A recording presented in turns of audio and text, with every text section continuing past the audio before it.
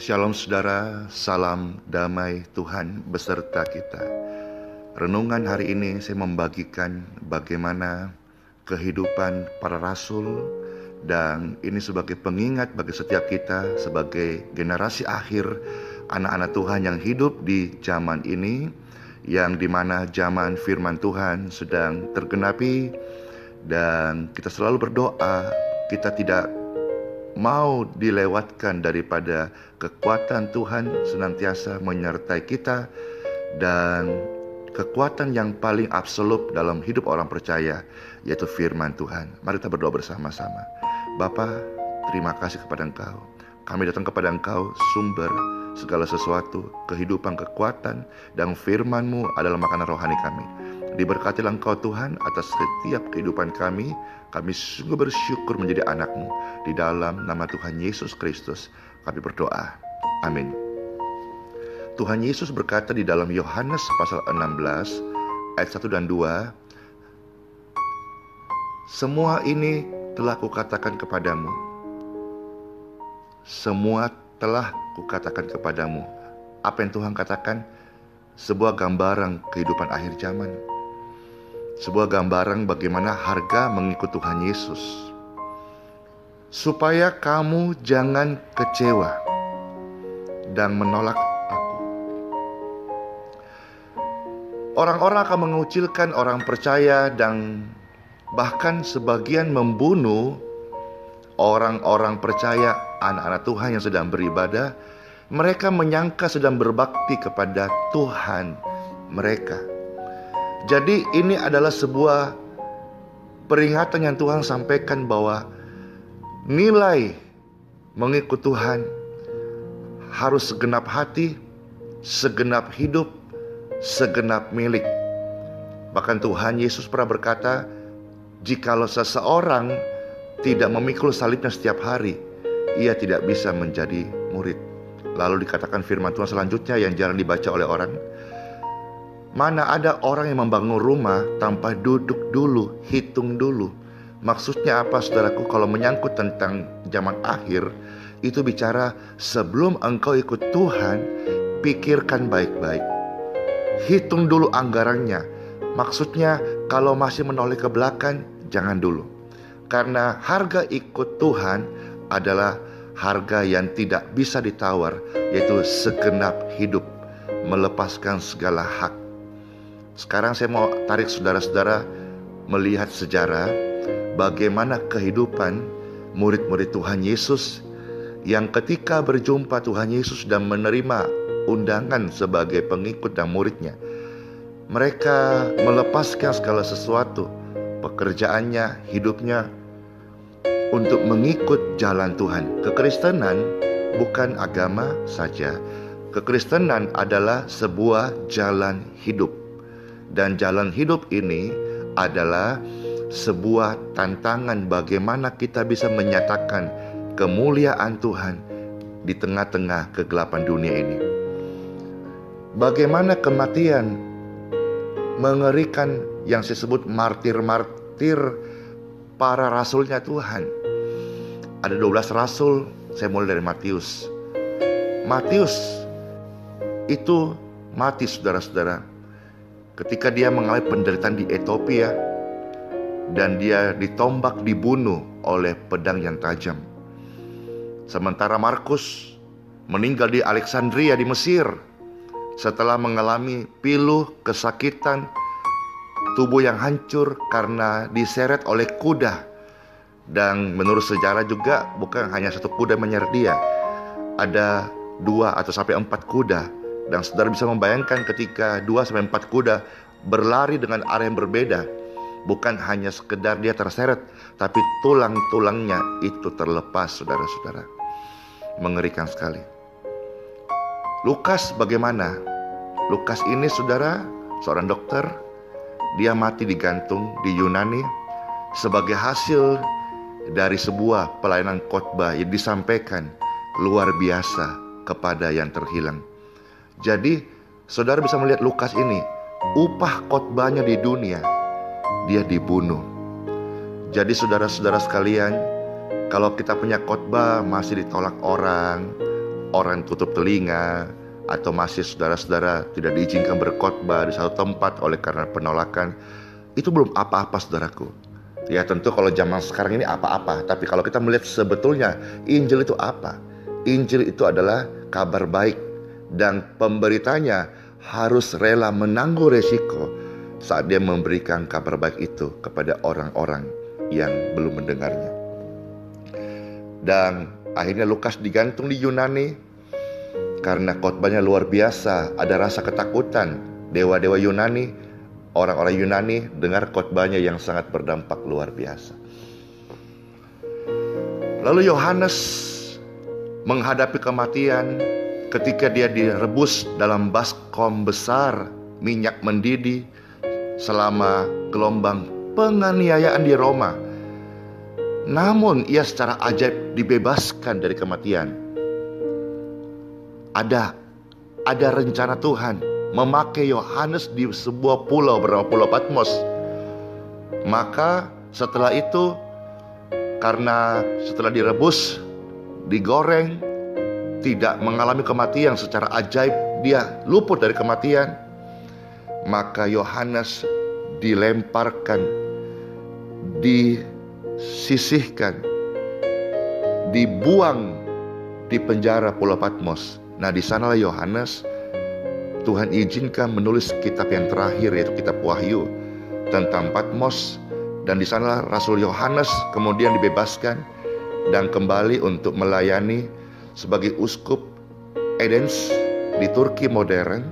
Dan akhirnya Yohanes, dia satu-satunya murid Tuhan yang mati oleh karena tua. Satu-satunya Rasul Tuhan yang mati oleh karena usia tua. Saudara-saudara sekalian, rasanya mau melanjutkan ini, bagaimana kehidupan martir pengikut Tuhan mengikut jalan salib. Ini sungguh amat miris, saudaraku. Kalau saudara hari ini mengikut Tuhan, di manakah posisi kita? Apakah kita seperti murid Tuhan yang rela, bukan hanya waktu, tapi nyawa? Atau kita hanya seperti orang-orang yang mengikut Tuhan dan mudah kecewa ketika tidak ada mujizat, yang mudah kecewa ketika tidak tercukupi roti, makan, minumnya, dan akhirnya mereka memilih meninggalkan Tuhan Yesus.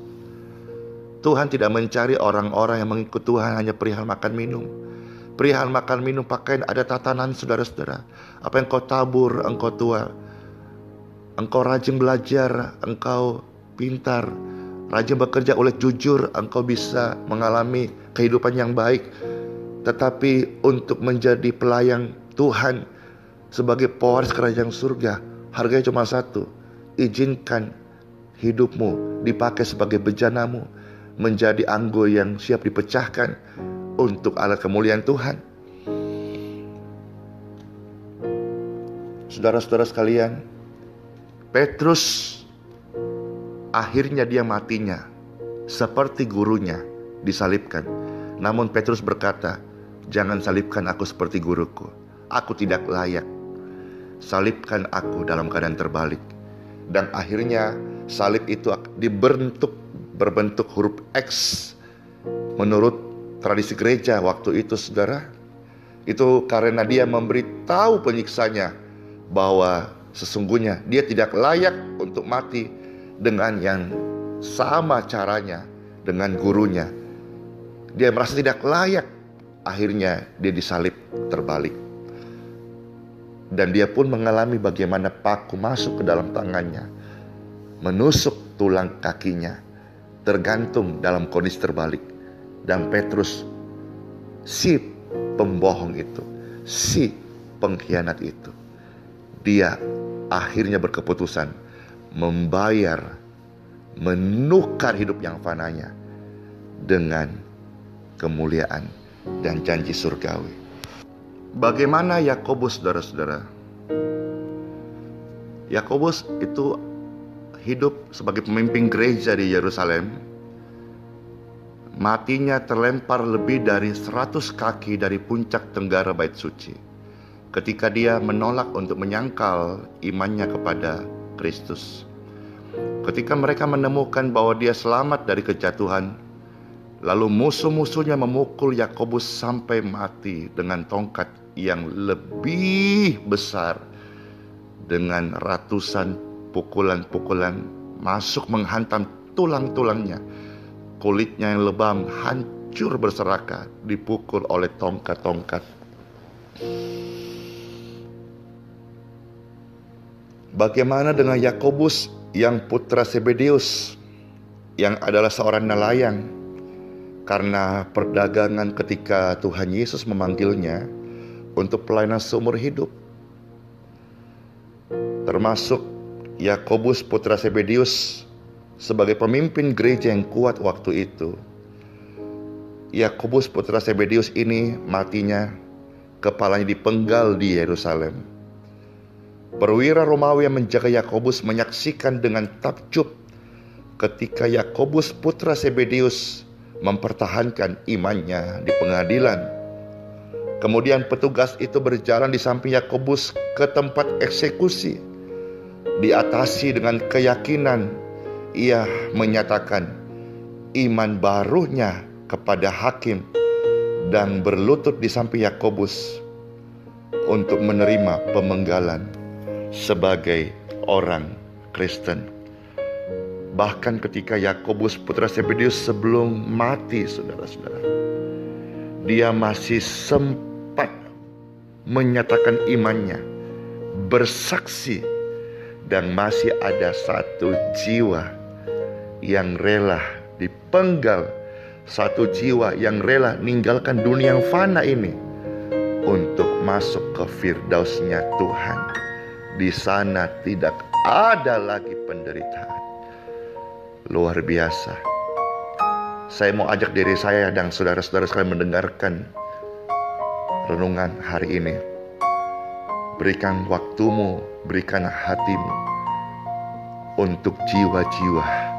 Bahkan sampai last minute terakhir pun, jangan pernah berhenti menyatakan Tuhan itu baik.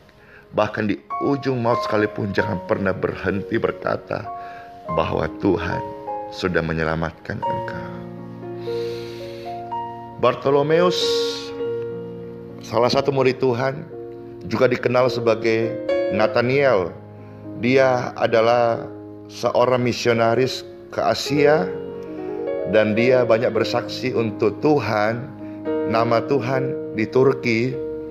Saat itu Bartolomeus menjadi martir karena berkhotbah di Armenia, di mana ia dihukum mati oleh cambuk sampai daging-dagingnya itu habis rusak, persis dengan sebuah ayat berkata, sekalipun hatiku hancur, hilang lenyap, dagingku hancur, tetapi tetap bergantung kepada Tuhan selama-lamanya.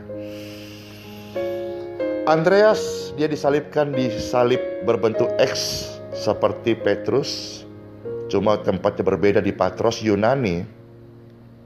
Setelah dicambuk berat oleh 7 tentara, mereka mengikat tubuhnya ke salib dengan tali untuk memperpanjang penderitaannya. Di sana para pengikutnya melaporkan bahwa ketika dia dibawa ke salib, Andreas memberi hormat dengan kata-kata ini, "Saya sudah lama menginginkan dan mengharapkan saat yang membahagiakan ini. Salib telah dikuduskan oleh tubuh Tuhanku yang digantung di atasnya." Andreas terus mengabarkan kabar-kabar salib, termasuk kepada para penyiksanya, dan dia mengalami penderitaan selama 2 hari sampai akhirnya dia tewas mengenaskan di kayu salib yang dia imani sudah dan telah dikuduskan oleh Tuhan Yesus. Thomas si peragu, dia ditikam dengan tombak di India selama salah satu perjalanan misinya untuk mendirikan gereja di anak benua. Si peragu ini akhirnya menjadi penginjil. Jalan hidupnya berubah.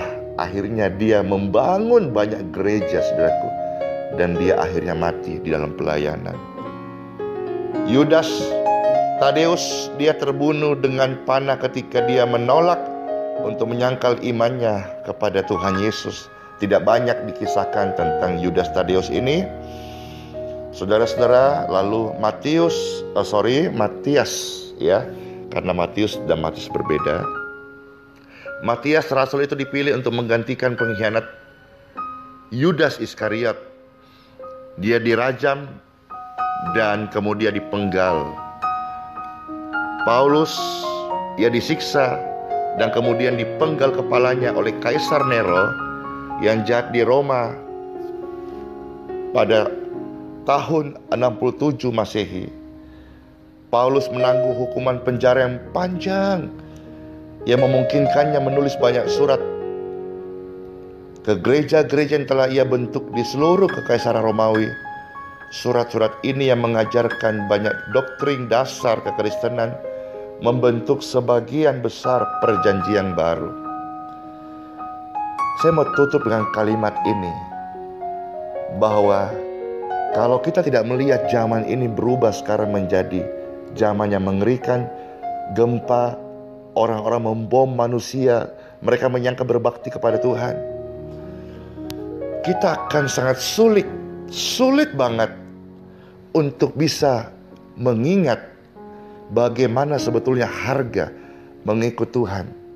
Di dalam 2 Timotius 3:12 ini ayat hafalan yang saudara juga perlu hafal.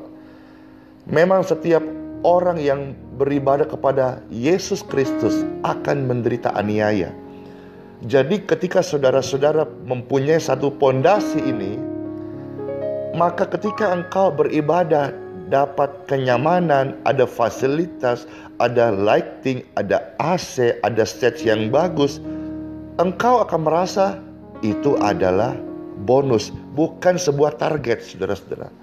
Namun ketika kita mengalami aniaya oleh karena ibadah, maka kita berkata, ya sudah semestinya, karena kita mempunyai dasar yang benar, Injil yang murni. Kalau saudara berkhotbah mendapatkan persembahan kasih, ya itu bonus, bukan tujuan. Tapi kalau engkau berkhotbah dan akhirnya dipenggal kepalamu, engkau berkata, memang saya sudah tahu dari awal bahwa takdirnya orang yang menginjil siap hidup bagi Kristus dan mati adalah keuntungan. Kiranya renungan khusus hari ini, saudara-saudara, terus membawa kita sebagai anak Tuhan menjadi anak Tuhan yang benar, dan menjadi pengingat bagi kita bahwa penderitaan kita di sini, kalau Tuhan izinkan terjadi, biar kita lewati supaya kemuliaan Tuhan dinyatakan bagi setiap insan. Sola fide, hiduplah oleh iman. Tuhan Yesus Kristus, Adonai Yeshua HaMashiach, beserta kita semuanya. Amin.